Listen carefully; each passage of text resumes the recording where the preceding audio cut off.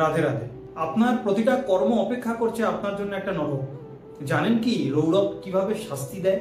যে ব্যক্তি নিজের এই জড়দেহকে নিজের আসল স্বরূপ বলে মনে করে, সে নিজের দেহ এবং আত্মীয় স্বজনদের ভরণ পোষণের জন্য দিনের পর দিন অন্য প্রাণীর হিংসা করে।